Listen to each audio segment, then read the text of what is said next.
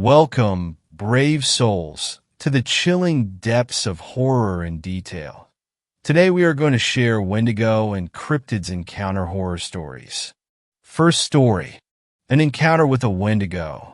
At 1 minute to midnight, I took out the shot glass and put it beside the bottle of Jägermeister. I don't drink anymore after what happened to Pop. The one exception is the first day of September. The house is dark except for the warm glow of the 3 bulbs above the dining room table. I rub my tongue against the inside of my cheek. My mouth always goes dry. The only sound is the incessant ticking of the wall-mounted clock. At midnight, the soft bell sounds, a miniature version of church bells. I fill the glass and hold it aloft for a second and swallow with a deep breath. The subtle burn winds its way into my throat and stomach. I wash the shot glass by the light of the moon shining through the kitchen window. Loretta wouldn't mind my drinking, but a used shot glass beside the sink raises questions, and I never like to talk about it. All these years later, I still have nightmares. What I saw up on that mountain left a greater impression than any other event in my life. More than my children being born and my father drinking himself into an early grave. Loretta tells me I should talk about it, that it would help. She might be right. She always is. So here goes. I joined the park ranger service right out of school, and it was a perfect fit. I took to academics like a fish to the desert, and the outdoors always called. I passed my time in school daydreaming of the weekend and hiking or fly fishing with Pop. In the summer of '89, I was stationed in the Appalachians. Our jurisdiction encompassed trails leading all the way up the mountain. Up there, the spruce thin out and clouds hang heavy even in fine weather at the base. I spent the summer clearing fallen branches from the walking trails after a couple of vicious storms over the winter. It was hack work reserved for the junior, but the truth of it was I didn't mind. The peak of the summer heat was spent, and visitor numbers dropped as the weather began to turn. Persistent drizzle had kept me desk-bound for the morning, and we were about to get lunch when he burst through the door. He let out a moan and collapsed to the floor. Stanley leaned down and propped him in a seated position. Water dripped from his shoulder-length hair. His limbs hung limp by his side. I handed Stanley a cup of water. Stanley used his index finger to push down his chin. When the water hit his tongue, the man tensed and his eyelids flicked open. He flailed his limbs and knocked the glass from Stanley's hand. The glass shattered on the floor, but the man paid it no mind. "It is out there," he said. "What is—" The man half turned and gripped Stanley's shirt and made balls with his fists. He repeated himself, pausing after each word. "It is out there." He started to sob. He released his grip on Stanley and buried his face in his hands. We lifted him onto a chair, and he pressed his face against the table and bawled. I grabbed the rucksack he had dropped to the floor. On the bottom right was a name tag behind a plastic sleeve. Lenny Porter from San Diego. There was a number at the bottom. "I'll make the call," Stanley said. When Stanley returned, Lenny was sat up staring blankly at the wall with red eyes. His face was gaunt, like he hadn't eaten in a week. Stanley closed the door. "I spoke to your father." Lenny didn't acknowledge the words. He sat motionless and unblinking. Stanley shuffled across to where I was sitting and pressed his palms on the table. Lenny left San Diego 2 weeks ago with a couple of friends.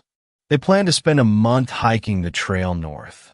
The father gave me 2 names, Freddie and Sabrina. When he heard their names, Lenny leaned over and picked up his backpack. He rummaged frantically until he pulled out a stack of Polaroids. He flicked through the photographs and then slapped one on the table. Stanley and I leaned over. Flanking a fitter and healthier Lenny were what must have been Freddie, tall and wearing a baseball cap, and Sabrina, shorter and wearing a bright yellow top with an almost fluorescent blue belt pulling the fabric tight around her waist. Lenny fingered the photo, and tears welled in his eyes. What happened to them? He sobbed and shook his head. He opened his mouth to speak, but no words came out. Stanley took a map down from the wall and pushed it in front of Lenny. "We are here. Where did you last see them?" Lenny blinked away tears and concentrated. He squinted at the map and pressed his index finger down and tapped it. Stanley took a pencil from his breast pocket and marked the map with a cross. "I'll notify the police. Get the truck ready to go." During training, they told us about search and rescue operations. The Rangers are the first responders. It was part of the job. Twisted ankles and wandering off the trail and getting lost are not uncommon and no reason to get the police involved. But this felt different. I secured the gear in the truck, and Stanley appeared, flanked by a police officer in his early 30s. Harry is hitching a ride. His partner will take care of Lenny. We drove up the trail for about 15 minutes with the truck until it grew too narrow and treacherous. We split up the gear between us and set out on foot. Our destination was high up the mountain and far away from the trails. It was almost as if the trails deliberately avoided the area. We hacked our way through the thick forest. How had they ended up all the way out here? Stanley checked his watch constantly as we climbed. He wanted to get there before dark. I figured we would be lucky if we did. Stanley and Harry talked like old friends, asking about each other's wives and children. The park rangers are in effect an extension of law enforcement. It made sense to be friendly with the police, and living in a small mountain town made it almost inevitable. I like that. As the sun dipped below the horizon, Stanley checked the map. "Almost there. Get your torches." "All right." Harry reached into his backpack and pulled out a flashlight. I did the same. "Do you know what's up this way?" Stanley said. I shook my head. "Somewhere up here is an old cabin.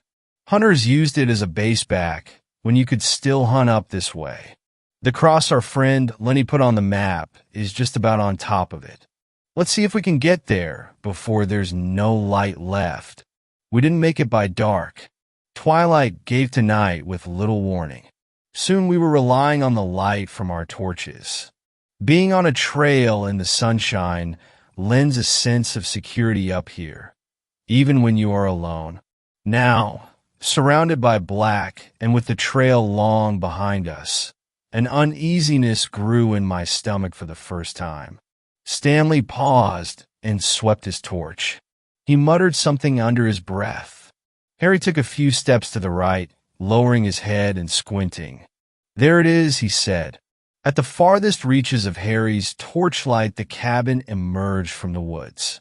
Stanley tapped Harry on the shoulder. "My eyes aren't what they used to be." The cabin should have been a source of comfort, but it only added to my unease. The roof was half caved in, and trees encroached on all sides, gnarled branches reaching out like fingers. The structure looked like it belonged more to the forest than to man.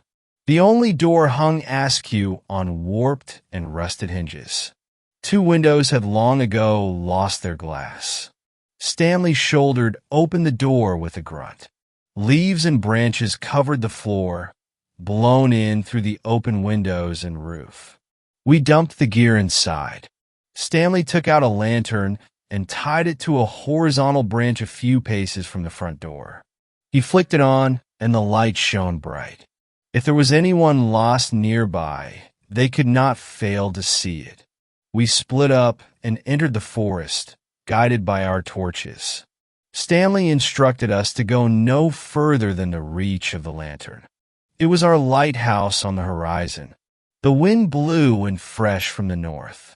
I buttoned up my jacket against the cold. The beam from the torch was strong, but aside from the narrow cone of light, the forest was a deep and full dark.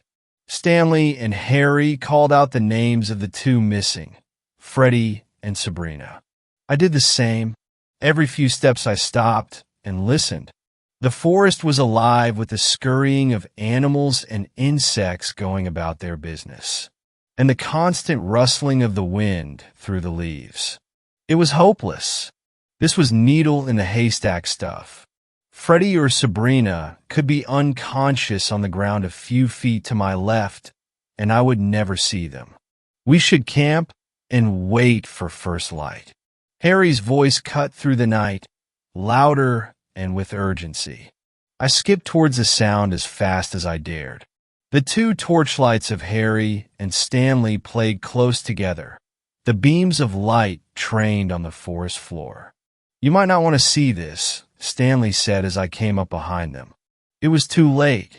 By the light of the torches I saw him, flat on his back, arms and legs bent at unnatural angles. I almost gagged when I saw his face. The left side caved in, a red, bloody mess fragmented with the white of the skull. The right side was intact, one green eye staring up, wide and unblinking. The remainder of the face had an almost serene expression. It was not the look of fear that you would expect from someone about to have half their face crushed. No skin remained below the neck, the contents of his torso picked so clean I could see his full spine. "What did that?" I stammered. I didn't get an answer. Stanley fished the Polaroid from his pocket and studied it under the torchlight. He handed it to Harry. "It's him. It's Freddie." Harry jumped and swung his torch out into the woods. "I swear I heard someone talking out there," Harry said. "We've been calling out their names too." "No, it wasn't that. It sounded like whispering. It's the wind through the trees." Harry didn't look convinced. He called out the name of Sabrina and listened. Only the sounds of the forest. Stanley shushed him. "There's nothing we can do for the boy now. Let's get back to the cabin and radio down the news." Stanley took a few quick steps towards the cabin and motioned for us to follow. He seemed agitated. I didn't blame him. I followed on his heels. Harry lingered, searching the woods with his torch until he too fell in behind. The inside of the cabin felt like a sanctuary. Out of the wind and removed from the mangled corpse of Freddie, my mind processed the sight. I had gutted my fair share of fish, but this was different. I put my hand to my stomach and swallowed hard. I was overcome with a compulsion to repeat my unanswered question. What could have done that? Before I could, Harry gave us some more bad news. There was no response on the radio, only static. It wasn't surprising. The cabin sat in a depression between the peak we crested on our way in and the taller peak beyond. "We have to go back," I said. Harry shook his head. "Not in the dark, and not when there's someone still out there. We don't know if that girl is dead or alive," Stanley said. "I heard her." "You heard a whisper is what you said. And if she was there, she would have come to the light. She'll come to the lantern, and we'll wait for her." Harry threw out his arms in protest. Stanley sighed. "If she's dead, then we'll find her in the light of morning. If she's alive and nearby enough to whisper in our ears, then she'll come to us." Two rectangles of light shone through the open windows from the lantern outside, but the front room of the cabin still had dark, shadowy corners. Stanley took a second lantern and tied it to an old light fixture hanging from the ceiling. The room lit up as if under sunlight, but a cold light that gave the room a bare and unwelcome feel. I busied myself clearing a space on the floor beside the black pot belly stove at the rear of the room. Stanley and Harry stood as statues, staring up at the wall behind me. I turned. Etched in black stood onto the blank wall was some kind of monster, long-limbed and with an elongated skull. It stared back at us through white blobs left clear of black. I took a step back and almost stumbled. "What is that?" I didn't need an answer. You don't live and work up in the mountains here without hearing the stories. Stories told dismissively by daylight, like you would talk about the monsters you imagined hiding in your closet as a kid. By night, and around a campfire, the stories take on a graver tone, and the name of the monster is only ever whispered. Wendigo. Of course, I had never seen one. But if I had to imagine what one might look like, the painting in soot taking up the full height of the wall of the cabin was an exact match. I waited for one of the two men behind me to dismiss what we saw drawn on the wall, to make light of it and crack a joke. Neither did. Stanley uttered a simple instruction. No one goes outside without a weapon. Our shadows danced on the walls. The lantern hanging from the ceiling did not move. Stanley leaned and looked out the window. The lantern hanging from the tree branch swung back and forth like the pendulum of a grandfather clock. There was wind tonight, but not enough to do that. Stanley bent down and fished a rifle from the bag. My heart beat like a drum in my ears. And then something else. Whispers. What sounded like the whispers of a girl, entreating us, inviting us out into the darkness of the forest. Stanley inched open the door with the muzzle of his rifle. He stepped through the gap and watched the lantern on the tree come to a rest. He stood beside the lantern and searched the corners of the forest illuminated by the light. Nothing moved. Harry unclipped the leather strap on his belt and drew a pistol and went to the doorway. I felt naked and exposed with my hands empty. I took a step backwards, the Wendigo drawn in soot looming large behind and burning a hole in the back of my head. A shadow flashed through the trees, and Stanley swung the muzzle of the rifle and shot, the crack piercing the night. He raised the rifle to his shoulder and flicked it from side to side, searching for movement. The lantern bobbed up and down. With a rush, a long-limbed creature dropped onto Stanley from above. He screamed and wrenched the rifle around, but had it knocked from his grip. Harry fired 2 shots, and the creature let out a wail. It bounded towards the door, and Harry slammed it shut. He pointed the pistol to the closed door and emptied the chamber. Harry took a step back and shot me a glance. Through the whole ordeal, I had not moved. I had barely breathed. Was it dead? Was Stanley okay? The window, I screamed. The long, thin fingers of the creature wrapped themselves around the inside of the window frame. Then the head appeared, uncannily human-like, but distorted and disfigured. The chin elongated and the teeth like razors and drenched in blood. Its eyes white and piercing, just like the etching on the wall. Harry grabbed me by the arm and hauled me into the back room of the cabin. He slammed shut the flimsy door. The back room was windowless, and the only light was a thin strip at the base from the lantern in the front room. We crouched together, our shoulders pressed against the door. We listened. The light patter of footsteps. 2 thin strips of black interrupted the strip of light at the base of the door.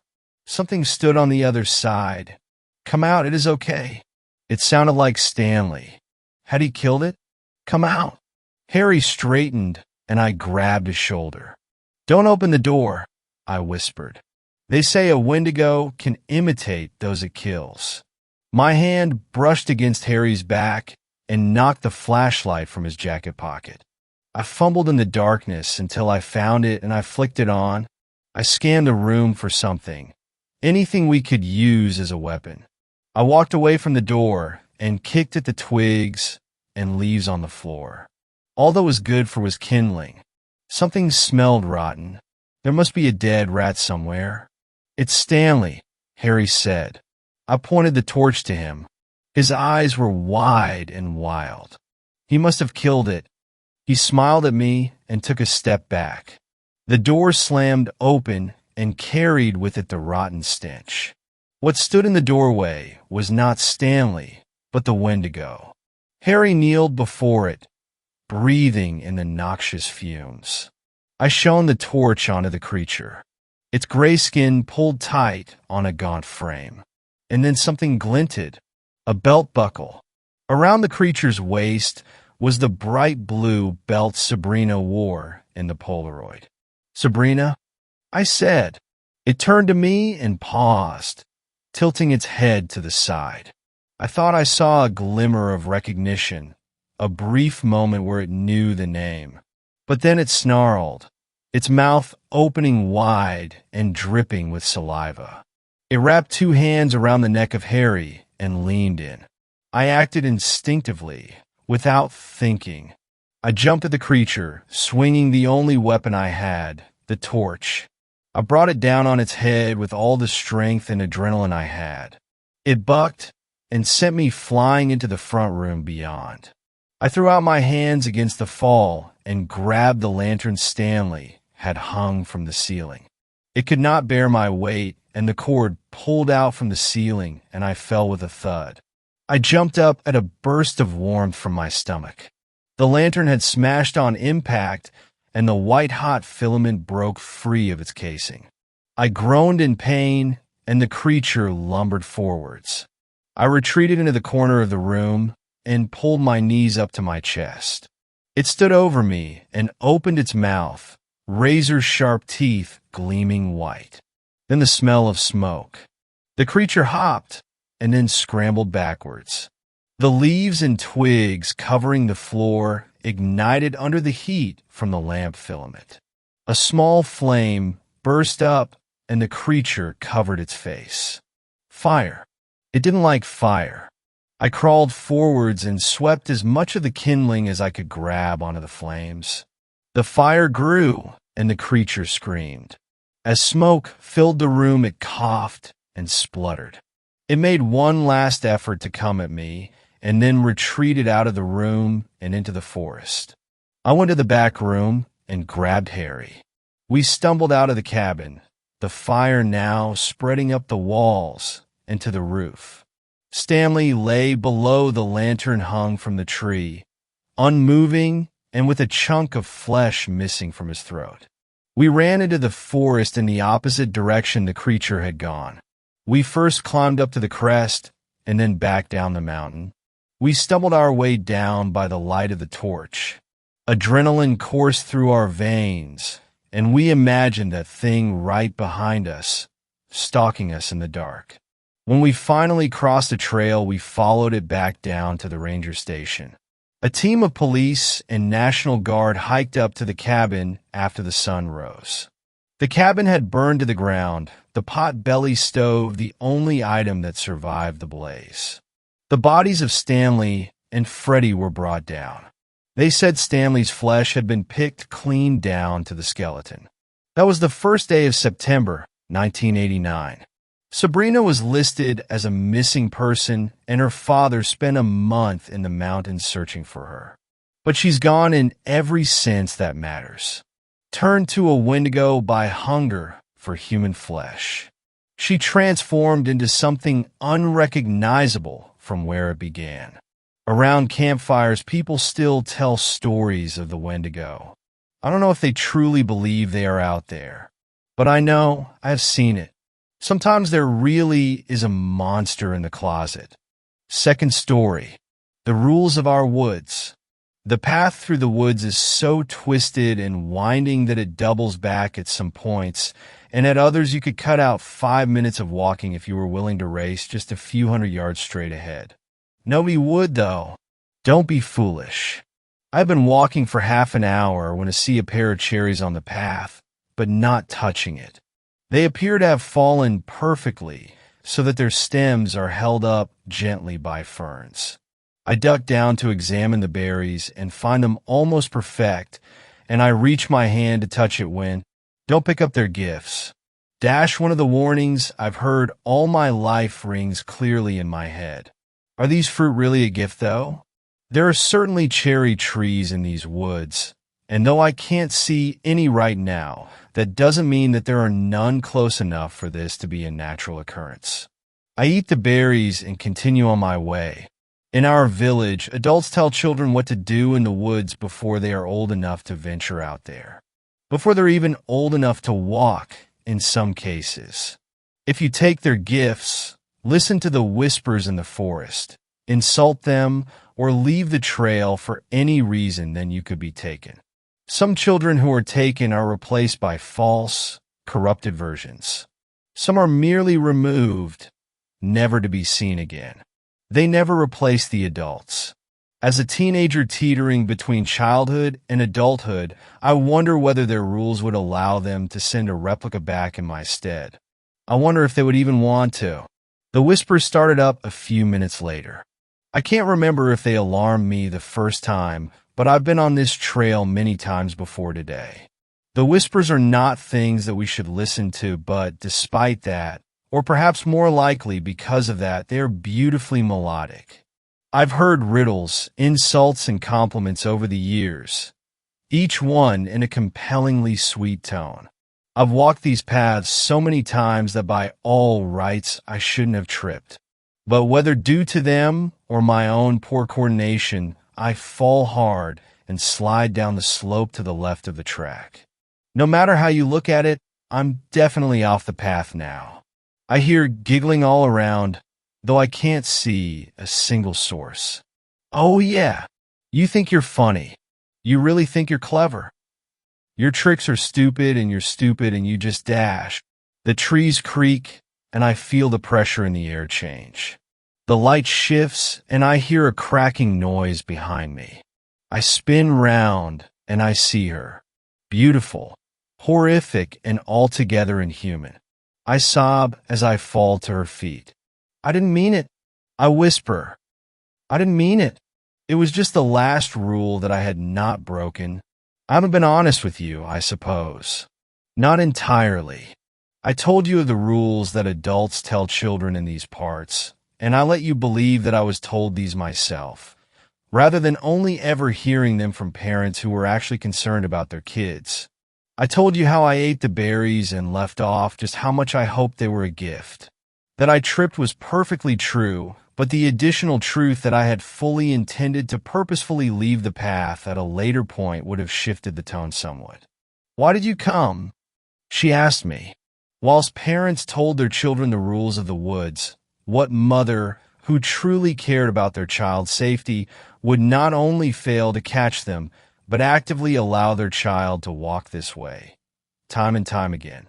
My mother told me that you take people and send them back all wrong, that a good, pure child had been taken from her, and I was sent back instead. There was a pause, and I could hear creaking as she breathed. That is not the truth of the matter. I know that. I know it. I have no memories of the woods before the age of 8, and she'd already started telling this story by then.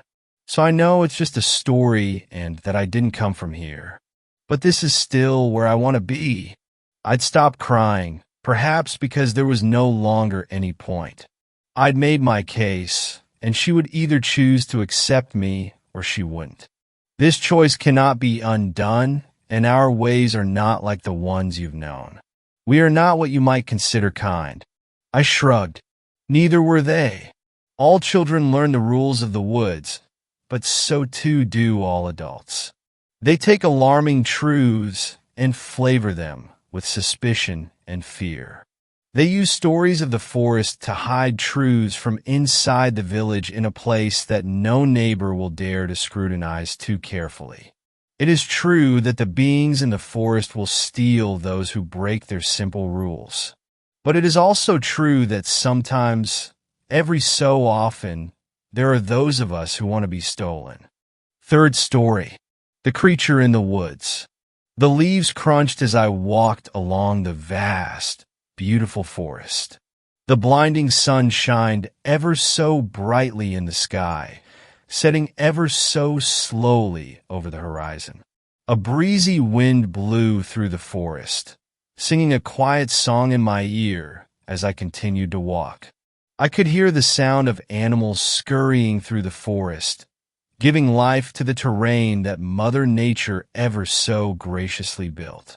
As I navigated my way through the forest, I looked around at all the shady trees as I jumped over all the logs that lay on the ground.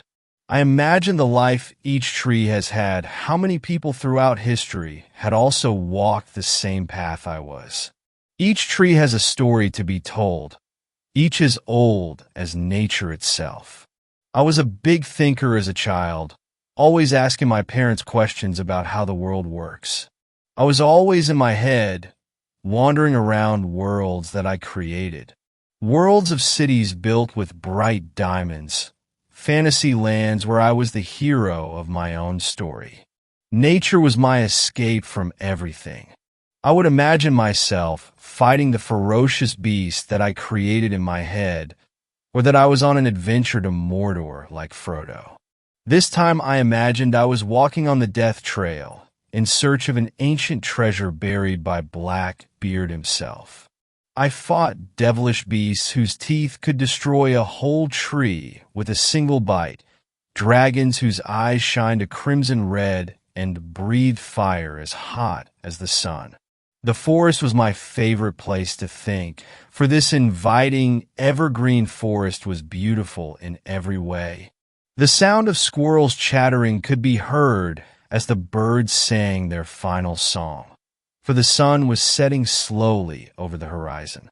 Bright, vibrant colors filled the sky.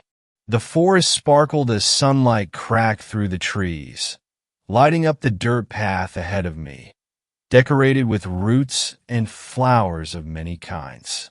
It was lively. The sound of scurrying could be heard on every side of me. The leaves and twigs crunched under my feet, and branches hung as if they were welcoming me. I breathed gracefully, my body feeling a slight chill as I walked through the path. I was deep inside my imagination when the sound of water took me out of my thoughts. I always hated that sound, for it meant that soon I would have to turn back. I continued my way, trying to ignore the sound, but it became increasingly harder as I reached the river. I slowed my pace, trying to prolong my journey back home. It wasn't long, though, until I saw the sparkling blue river in sight, the sound of crashing water filling my ears as I reached my endpoint. I stopped and cleaned off my arms and hands from the dirt that always found its way onto my body. I felt the water flow through my hands as I looked beyond the water into the tree line. I would always turn back at the river, for my fear of drowning kept me at bay. I would sometimes walk along the river, dipping my hands in the water as I walked. Something in me didn't feel fear of the water that day, though. I felt adventurous. I contemplated as I looked beyond the river stream. There was a whole other part of the forest beyond it, new lands to be discovered. I looked up at the sky. The sun was almost over the horizon. I thought about being out at night, thoughts of monsters and creatures capturing me. I remembered my stories, though, the heroes who saved the world from danger. Suddenly, without a second thought, it was like my body just got up and began to jump on the rocks in the river. I felt the water on my feet as I stopped on each rock before jumping to the next. Once I reached the other side, I quickly ran into the forest beyond the water. I walked along the ground as I studied the trees to get a good idea of my surroundings to find my way back. I made landmarks on trees out of chalk I always carry with me, so I wouldn't get lost, something I've always done when traveling new terrain. Something about this area felt off, though. It was as if Mother Nature had left, leaving her creation in ruins. It was a lot darker than I thought it would be. There were so many trees that it blocked out most of the sunlight. I was a fearless child, though. I thought that I could not be harmed, for nature was my dearest friend. I was wrong, though, for no one is safe from the brutality of Mother Nature, including me. As I walked through the forest, I looked ahead to get a good mapping of my terrain. Shadows gathered around the forest as the dark trees hung over me like limbs from the ancient world. There was an ominous silence that filled the forest. No sound of animals running around, no crickets or frogs chirping, no wind twirling in my ears, just pure and utter silence. The only thing I could hear was the sound of leaves crunching under my feet as I walked. I noticed a tree that looked like a hideous witch, its gnarled limbs and black claws stretching over me, almost serving as a warning to not go any farther. This was a tree that had died many years ago from the looks of it, succumbing to nature's life cycle. I stared at it for a minute, feeling an uneasiness that crawled down my back. I continued my journey across the uncharted forest, but the tree stayed embedded in my mind. There was a feeling of dread that I fought off as my heart felt uneasy. The forest seemed dead, as if it was abandoned long ago. Stumps were scattered across the forest grounds, and clumps of bushes lay among the stumps. Twigs snapped from my feet, and brown trees were very close to each other, which formed a very thick canopy.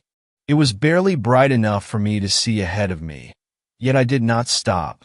There was a mixture of feelings that I felt that I cannot describe. One thing was for sure, though, I felt as if I was being watched. It was like the trees had eyes of their own and were watching me very closely. My senses widen. My skin tingles. I breathe deeply and listen with great intensity. My instincts were telling me that something was off, a great deep feeling that crept over me like a beast. I kept looking behind me to make sure nothing was following me, scanning my surroundings with great efficiency. That's when something caught my eye.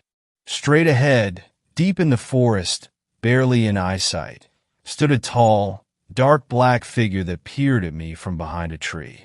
I was paralyzed in shock, gripped by a sudden strong urge of fear that froze my entire body as I stared at whatever was ahead of me. I couldn't make out any features. It was so dark that I couldn't see the mysterious figure clearly. I felt our eyes lock, even though I could not see its eyes. It felt like it was staring through my very soul. I tried to convince myself that it was just my mind, but everything in me told me otherwise. It just stood there, staring at me. My body couldn't move. I tried, but it was like my brain just shut off. As I looked at this creature, everything about it just did not seem right. Its arms were so long that one touched the ground, the other wrapped around the tree. Its head had a weird shape to it, as if it was stretched out. The creature stood incredibly tall. It had to be at least 9 feet. It was skinny, as if it was just pure bones and nothing else. It did not feel like an animal. It felt like two intelligent beings staring at each other. Somehow it felt even quieter than it had before. Silence crept down my whole body, paralyzing me. Everyone has a fight or flight, but in some instances when a human reaches a new level of fear they never felt before, they freeze. You try to move, but it's like you are being gripped by an invincible force. Every instinct in you tells you to run, yet you can't. Even though I've fought many monsters and beasts in my head, when faced with a real danger, I did not fight. All I felt was fear. Fear of the unknown, certainty of death. A cold chill filled the air. Even with no wind, it got colder. My body violently shook, legs trembling with pure dread and fear. I felt the thing looking me up and down, as if it was studying me. Neither of us made a single movement, as if it too was paralyzed. Sweat dripped down my face. I breathed heavily as a panic attack began to emerge out from the darkest pits of hell, dragging me down with it to devour me. Suddenly, the creature quickly disappeared behind the tree. The sudden movement caused my brain to snap out of the paralysis and my legs started moving. It was like my primal instincts kicked in, instincts given to us from our primal ancestors. My mind was racing with thoughts as I wondered what it was I just saw.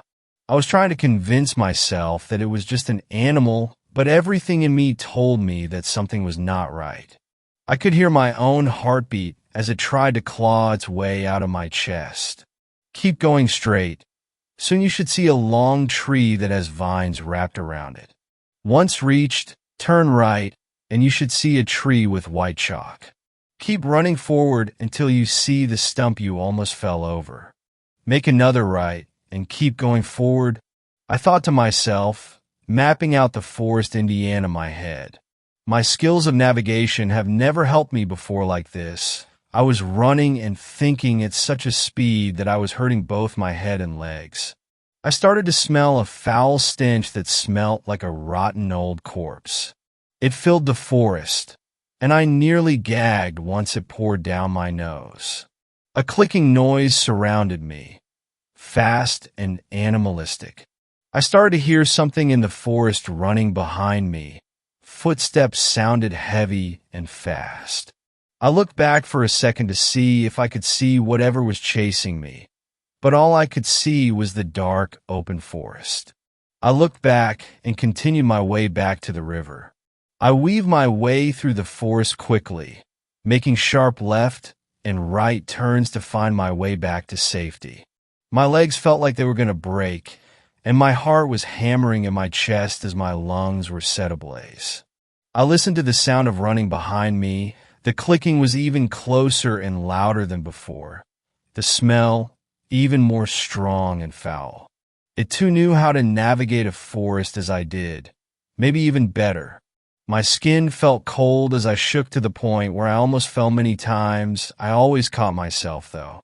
Make a sharp right, turn once you reach the dead tree. Once you see the rock that stands tall, make a left and keep running straight. It was like my mind was on adrenaline too, thinking at such a pace that I never thought I could think before. The running behind me sounded even closer, the stench even stronger. My legs felt as if they were going to break, yet my speed still stayed the same as I used every ounce of energy I had. A familiar sound filled my ears, a sound I have always hated and despised. It was the river. I was close. I ignored the pain I felt in my legs and continued to run as whatever was behind me was catching up. My heart was beating like a war drum. I was running off of pure adrenaline at this point. My chest felt as if someone was squeezing my internal organs together, my feet burning from the many blisters I had. I ignored it all, though, and continued to guide myself through the cruelty of Mother Nature. I began to see the river stream. I was approaching it rapidly. My legs felt numb. My lungs were on fire as I breathed heavily out of exhaustion and fear. It sounded like it was only a few feet behind me. I knew that if I didn't reach the river, then it would soon catch up to me. The clicking sound was basically right in my ear. The stench was so strong I had gagged. I used every ounce of energy. I had to run even quicker, ignoring all the pain I felt in my body. I hurtled out of the forest once I reached the river and jumped my way across the rocks that stuck out, falling onto my knees once I reached the other side. I quickly got back up and began running again. I didn't stop running until my body collapsed, not being able to move. I hadn't noticed that it had turned to night. A dark umbra surrounded the forest. I was too exhausted to move. Every breath struck my chest deep. Yet, there was no sign of anything chasing me or the foul smell. The sound of wind and nature filled my ears again, replacing the terrifying clicking noise. Tears began to slowly drip down my face, mixing in with my sweat. I opened my mouth to let out a whimper that never came, too exhausted to even make a sound. I wanted to go home, back to where my mother was. I started to breathe even heavier, my heart beating so fast that it was like I was having a heart attack. Everything became fuzzy and blurry, my mind racing with thoughts that only made me panic worse. I shook rapidly. I felt gripped by a sudden force that squeezed my body tight. My chest pounded in pain. It felt as if everything was being smashed by a hammer. I felt an impending doom dragging me down deep into the darkness, deeper and deeper into the pit of despair. I tried to catch my breath, but it was too much for me. I thought that whatever chased me would find me and devour my very soul. Everything was so loud. It was like I was trapped in a tornado. I felt like I was going to throw up from the dizziness I felt. My muscles were tensed. The world was spinning around me as my heart started to pound worse than it ever had before. The pain from my chest slowly spread to my shoulders, giving a sharp pain in both shoulders. I got chills all around my body, gripped in fear and anxiety that had its hold on me and would not let go. I didn't know what to do. I felt like I was going to die a gruesome and horrifying death. I looked at the night sky as I was in the hands of death and noticed how beautiful it looked. The pale crescent moon shone like a silver claw in the night sky. I looked upon the vast sea of stars, shining so brightly like little diamonds in the sky. Everything slowly went quiet. It was like the earth stopped. I felt the summer green grass on my hands and looked at the trees that surrounded me. Fireflies filled the darkness, sparkling like precious, valuable stars in the darkness. The sound of crickets could be heard all around, chirping their song in replacement for the birds singing. My heart slowly started beating a steady rhythm, and my breathing slowed to a smooth pace. I breathed in to smell the woodsy fragrance, letting go of all my worries. It was as if Mother Nature cradled me in her arms and reassured me that everything will be all right. I felt a moment of tranquility, my mind silenced. I lay on the earth, admiring the beauty of the world around me. I slowly stood myself up, ignoring the pain I felt in my legs and chest. I welcomed back the blossoming, fragrant forest as I walked slowly through Mother Nature's creation. I began my walk home, admiring every inch of nature that surrounded me. I always imagined beautiful lands in my head, landscapes of fantasy filled with bright colors. I never realized that I was already in a dazzling world filled with many mysteries to be discovered. The forest was breathtaking tonight, sparkling in the moonlight like little crystals. I wasn't in my head on the walk home. My mind was silent.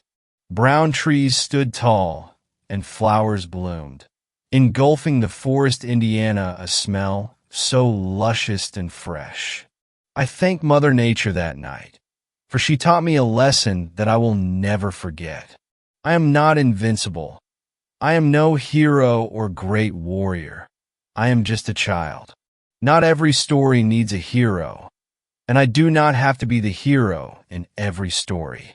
I walked my way home, embracing the forest for the first time ever. Fourth story. My friends and I think we were being hunted by a Wendigo. I was 16 years old and went on a fishing trip with my 4 friends. Brian, Mike, Ethan, and Joe. The fishing spot was under a bridge 1.5 miles away from any houses. The day started out fun. Everybody was excited to go fishing and smoke, and the walk to the spot went well. There were squash fields littering the sides of the main road, so we snagged a few and continued on, also grabbing corn. We get to the spot and fish for a few hours until it was 9:30 p.m. This is where shit pops off. But before I say anything else, I want to recognize that my friend Brian is a descendant of the Navajo tribe and believes in druid stuff. I'm an atheist. We start to hear dogs barking in the distance like a wild pack of dogs, but the chances of that being a thing are low, so we consider coyotes. We soon realize that coyotes don't bark, they yip, so that's out the window. We're all a little bit paranoid at this point, so we come to the conclusion that walking back the 8 miles and downing a bottle of rum at Brian's house was a good idea. A quarter way back, my friend Brian stops dead in his tracks in the middle of the road. The expression on his face changed from concern to the look of fear. I walked up to him wondering what was up, and he grabbed me by the wrist and pointed my hand out into the fields, and all I could see looking back at me, it was a pair of eyes the size of footballs. Me and Brian agree silently to keep it between us two, as to not freak everybody out and end up getting split up, so we just kind of pick up the pace so everybody is forced to follow at our speed. Halfway back to Brian's house, we pass a white farmhouse with a cornfield across from it. Next thing I know, it feels like a plane buzzed by, and there's about a 40-yard trail crashing through the corn. Oh, and all while this is happening, we hear the dogs following us. As we return at Brian's house and pull out the 12 gauge and a bottle of rum and sit on his porch, we are the same dogs from earlier start whining off in the distance like they were upset at us. I then proceeded to have night terrors while drunk at my buddy's house, LOL. Fifth story. When it rains in the woods, it's raining again. To be honest with you, I'm terrified of rain. I never leave the house when it's storming outside. But to give myself some credit, I never used to be like this. I used to love watching the rain fall from outside the windows, but now I always have my curtains pulled tight across the edges of the windowsill. I wish I could show you what made me the way I am, partly to warn you, partly to verify myself. But I can't. I can only write out my story like it's some sort of fantasy, as if it's just another bizarre story on the internet that deserves to be forgotten in a week. If you see it like that, then that's fine, but I won't forget. I'll never forget. In 2012, I was a 21-year-old college student. I was absolutely madly in love with nature and all things wild. I had spent my childhood roaming up and down tree lines, fantasizing about mythical creatures and fantastic monsters. Now there I was in 2012 as an adult, studying forestry with dreams of defending those tree lines and fantasies I held so dear.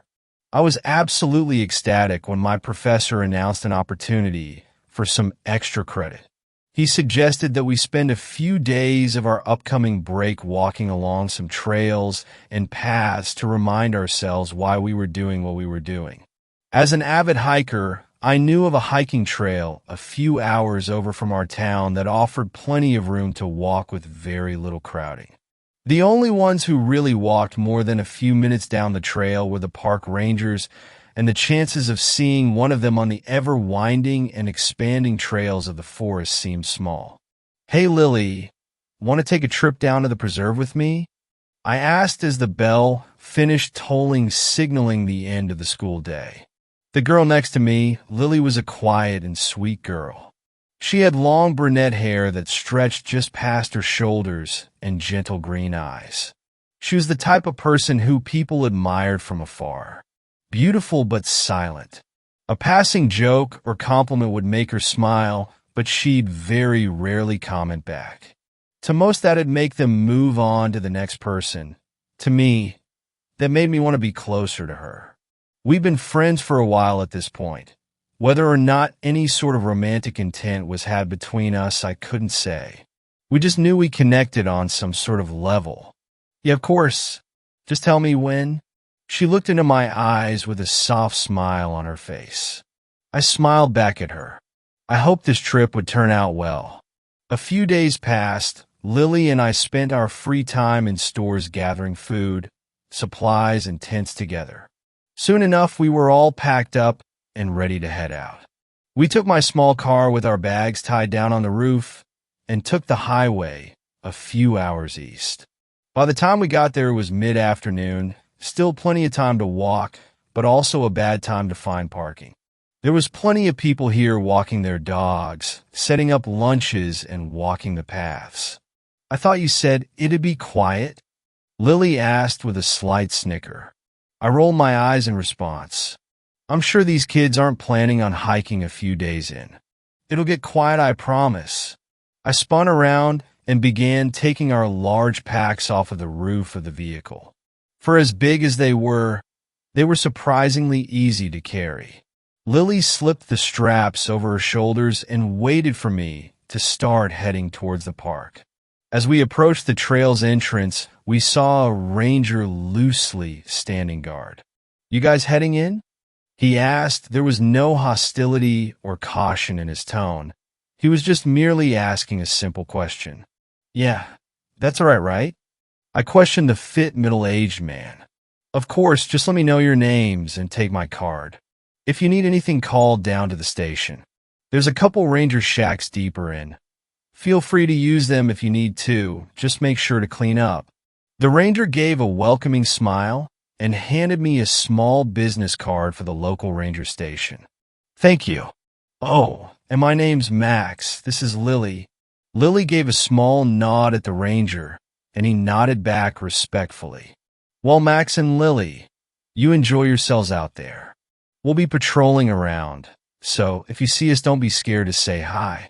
With those words, the ranger backed away from the entrance, and we began our trek. We spent half of the first day slowly walking in quiet appreciation. There's something so liberating about walking with no time limit. It's like all of the world's stress slides right off your back, and the only thing you have to worry about is yourself. In that exact moment, you're all that matters. No bills, no studies, no cares. Just avoid snakes and strange plants, and you're all set. It wasn't long into our journey before the sun began to nestle itself behind the trees, and the warm, but steadily dropping temperature of the late afternoon's winds began sweeping under our sweaty clothes. Let's find a clearing to settle into, Lily said, her head tilting from one direction to the other, looking for a place to set up. I nodded in approval and saw a small opening further down the path, clearly made by others who took a similar trip. It only took a few minutes to set up our tents in the clearing and to start a small fire. After all that walking and hard work, we were finally ready to be off our feet for a while. Lily plopped herself down on the opposite side of the fire I was sitting at and pulled out a granola bar to eat. I felt a rumble in my stomach and pulled out one of my own. This place is really beautiful, she said, taking a large bite out of the bar. Yeah, haven't seen many animals yet, though. I unwrapped my food and placed it on my lips, ready to take a bite. I quickly glanced over at Lily and froze. In the increasingly darkening forest just off the trail, just behind Lily, was something about the size of half a football. It was cloaked in the darkness, but I assumed it had to have been some sort of small critter. I began to squint my eyes trying to focus on it, but whatever it was seemed to fade out of existence, going straight into the ground. Everything all right? Lily asked. I realized it must have seemed like I was staring at her with food half in my mouth. I laughed and shrugged, shaking my head softly. Yeah, sorry, I thought I saw an animal or something off in the woods. It was small, could have just been a rabbit or something. It must have burrowed into the ground, though. My friend peered over her shoulder into the silent woods and looked around. I knew she wouldn't see anything, whatever it was, left as quickly as I caught sight of it. We ended up finishing our meal, extinguishing the fire, and climbing into our separate tents. I slept like a log. All of that walking put me out like a light. It wasn't until the morning that I woke up. I stumbled out of the tent, nearly tripping on the small fabric ledge at the exit of my portable shelter. The hot and humid summer's morning sun hit me like a pile of bricks. Just so you know, I think we need to watch out for snakes, Lily said softly while I was wiping my brow. I looked over at her to see her undoing the tent supports from the forest floor. Did you see one? I asked, bending down and following suit with the camp cleanup. I think so. I heard something rubbing on the bottom of my tent last night. I opened my eyes, and the indents on my walls looked like a pretty thick snake trying to wiggle its way in. She didn't seem bothered by the potential late-night visitor, so I kept her warning in my mind, but continued on. As our journey went on, we realized that every step we took, there was another blotch in the sky. Somehow a storm was brewing overhead that none of the forecasts we had watched warned us of. How much longer until it rains? Lily was interrupted by a large thunderclap nearby in the clouds. I felt the earth tremor below us before a few raindrops began falling from the dimly lit sky. Thanks, Lily, I said, arching my head towards her direction. She scoffed and I laughed. The rain was little more than a small drizzle at that moment, but it was clear it was going to get worse. Let's hurry and find a place to set up.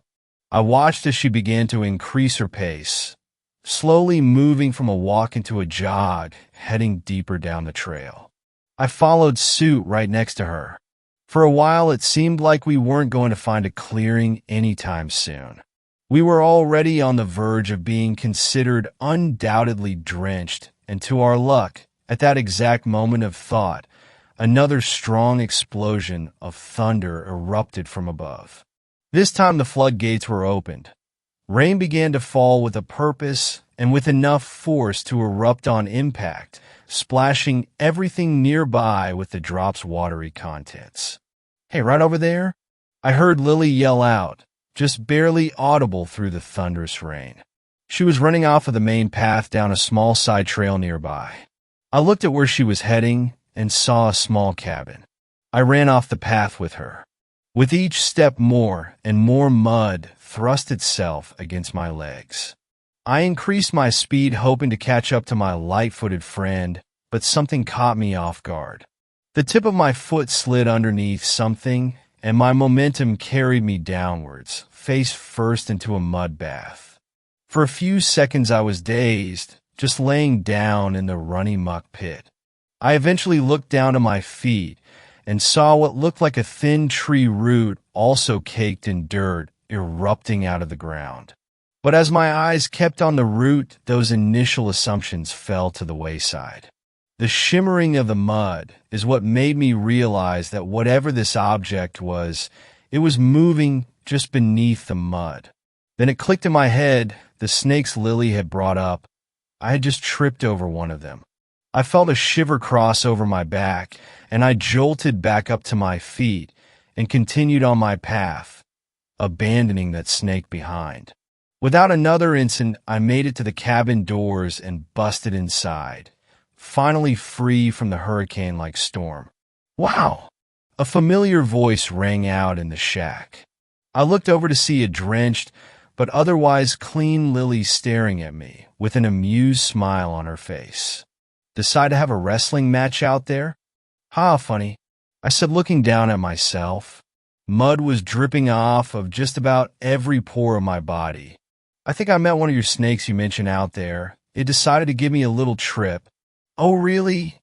Lily said as she grabbed me and turned me around, searching the pack on my back for something to help me clean up.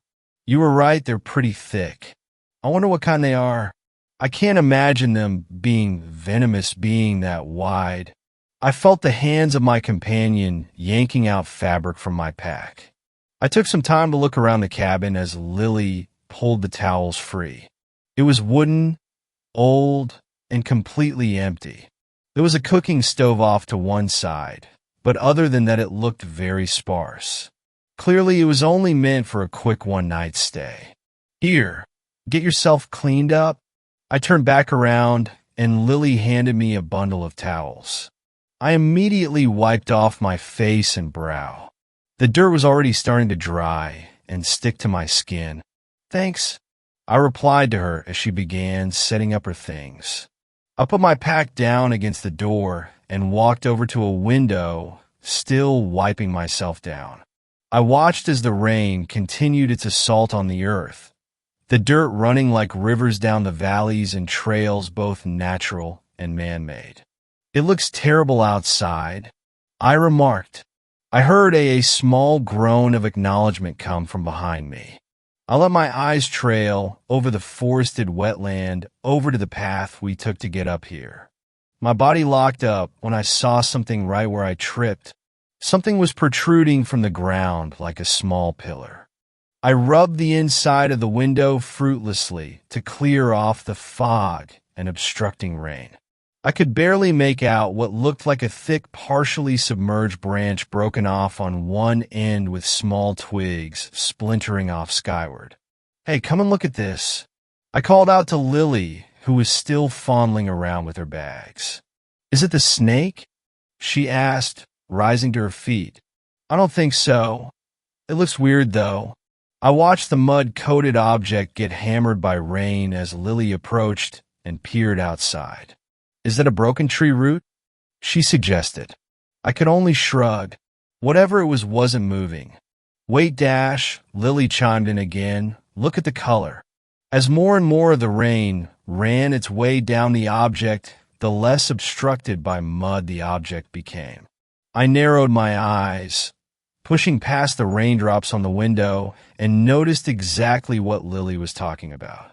Whatever was under that mud was a pale shade of gray. Oh my God! Lily gasped and grabbed her mouth. What is it?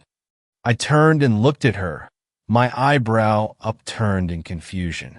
Look at the end of it, she said, holding her breath. I turned my gaze back outward and focused in. I felt my heart drop. Fingertips. It was an arm reaching out of the ground, still as the grave. Oh my God, my voice wavered slightly. We should call the Rangers and get them out here. Where's their card? She asked, hand extended towards me. I reached into my pocket and pulled out a wet but legible business card. Without hesitation, Lily snatched it out of my hand and began dialing the number in. Hello, I'd like to report something on one of the trails. She paced back and forth on the squeaky cabin floors. I turned and kept my gaze on the hand. It looked petrified in place, fingers eagerly reaching towards the sky, letting the water rush over it. We're at Dash. She began to stutter. We're at, I heard the voice on the other side of the phone chirp up, and Lily nodded. Hey, Max, can you take a step outside and tell me what number's next to the door? I peeled my eyes away from the hand. I felt an increasingly oppressive air pressing its way inside the cabin. I shook my intuition away and walked to the door. I opened it up and stepped outside. I peered towards the arm and could see it more clearly without the blurry window between us. It was hairless, smooth, and the fingernails seemed clean and trimmed. The water that gushed over it almost seemed to vanish on impact, as if it was some sort of sponge. I had to force my eyes away from it to view the number on the wall. 17. I took a deep breath, repeating the number in my head before the sound of a loud clap echoed off behind me. I jumped slightly on edge. I turned back towards the direction of the arm and saw nothing in its place, just the mud quickly running down the trail. I swallowed hard and rushed back inside. The number 17, but I think the arm fell back into the mud. It's not there anymore. Lily's eyes went wide as she relayed that information over to the dispatcher. It wasn't long until she pulled the phone away from her ear and hung up. They told us to stay put and that this storm's not going to pass anytime soon. They said they've got a ranger on the way and the police have been informed, but it might take them a while to reach us out here. I bit my lip and looked back outside towards the empty path. I hope it didn't get dragged away by the current. I mumbled. Lily came up right beside me, joining me at the window.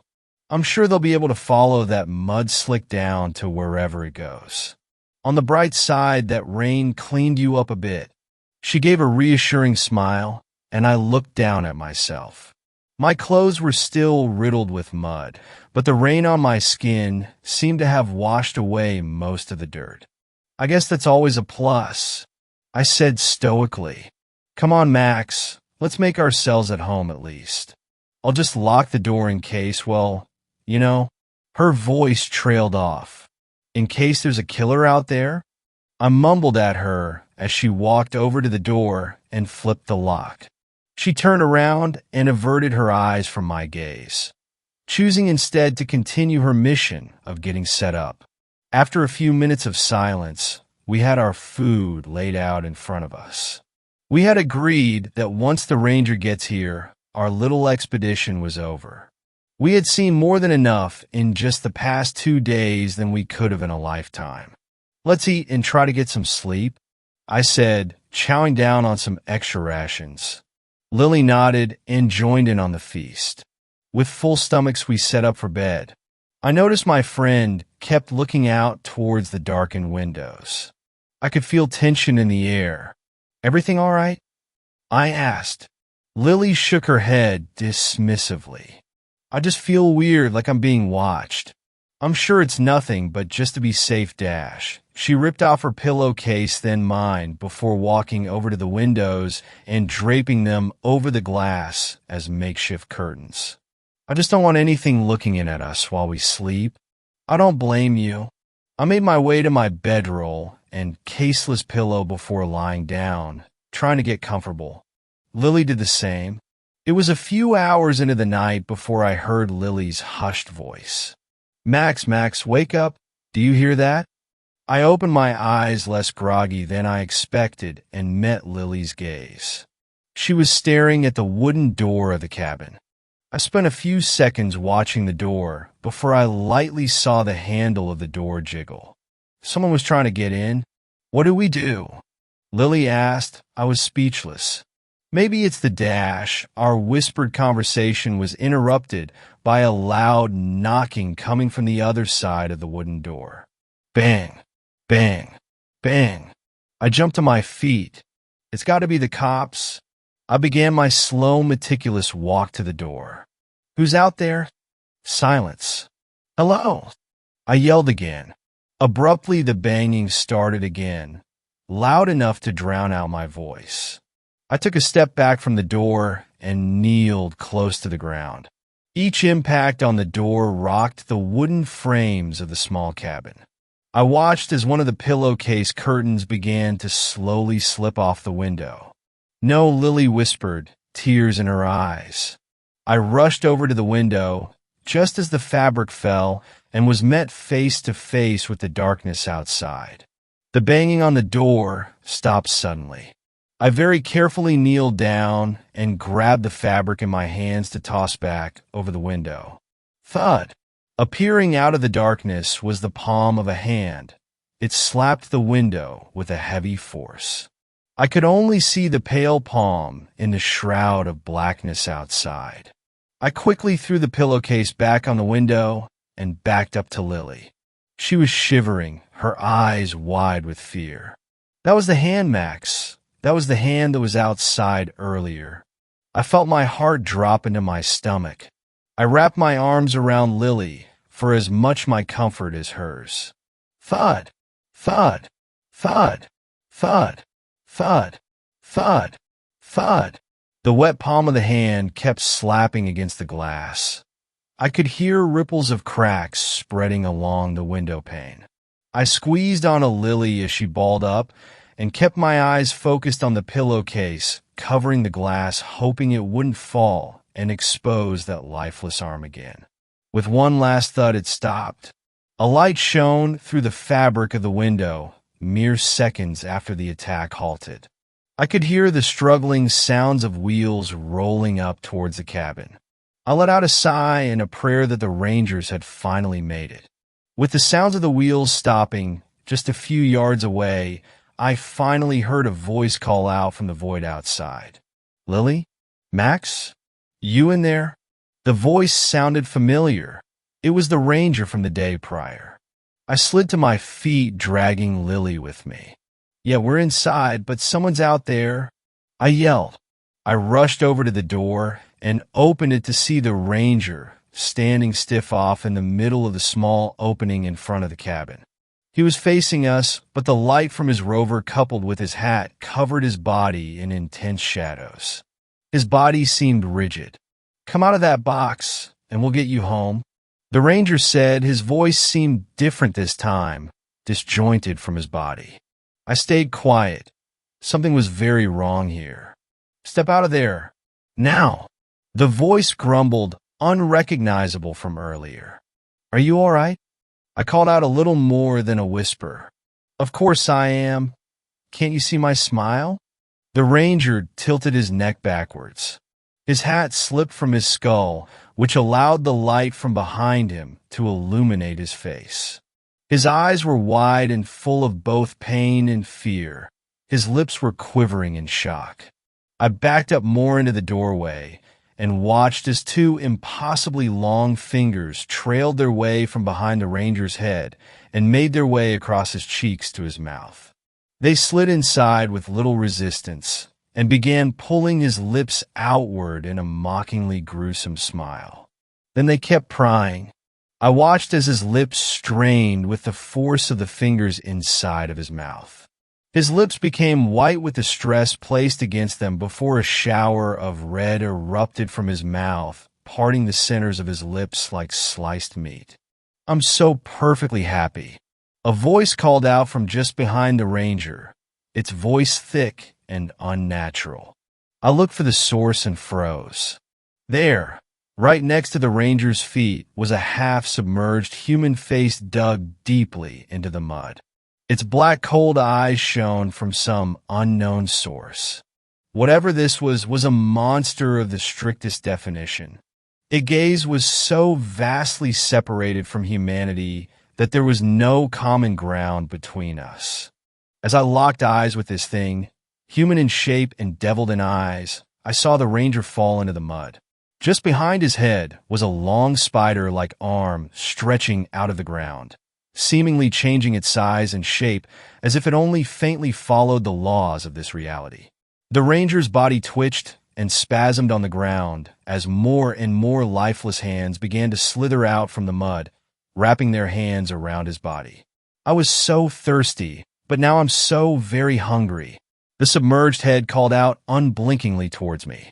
Without another warning, the ranger's body was ripped under the earth and devoured by the mud. The ground where he was shifted and bubbled over like a small eruption. The creature's eyes stared at me with a deadening gaze. It was observing me. I let out a small chirp from my mouth. Without changing expression, the head effortlessly started gliding through the earth towards the cabin, fingers and arms popping out from the earth around it like fins from a shark.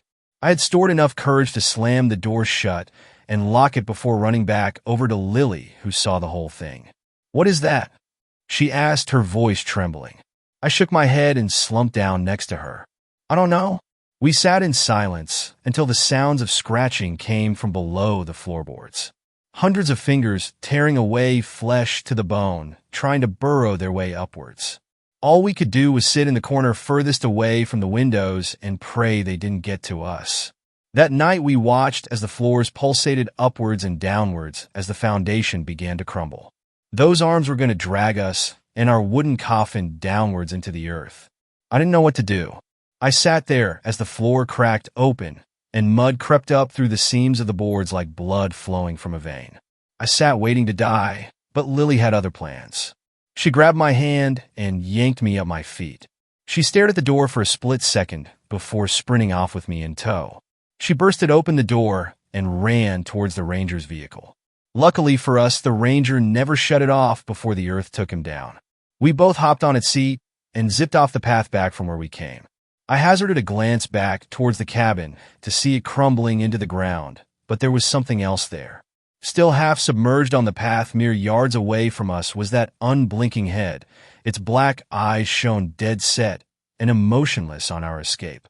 We kept driving and driving for God knows how long, until we hit some other rangers who were on a scouting mission up to us and their missing comrade.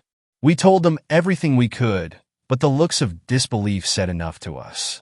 We were labeled as emotionally distressed and unreliable witnesses. The powers that be listed the disappearance of the ranger and the cabin as accidental by case of mudslide. Now every time it rains, I wonder if somewhere out in the woods a single head peers out on the trails waiting for someone to pass by, a million hands waiting just below the surface to drag them down into the earth. Thanks a lot for watching the video till the end. Subscribe to our channel Horror in Detail. Drop your opinions/suggestions in the comment section and like the video as it helps with the YouTube algorithm.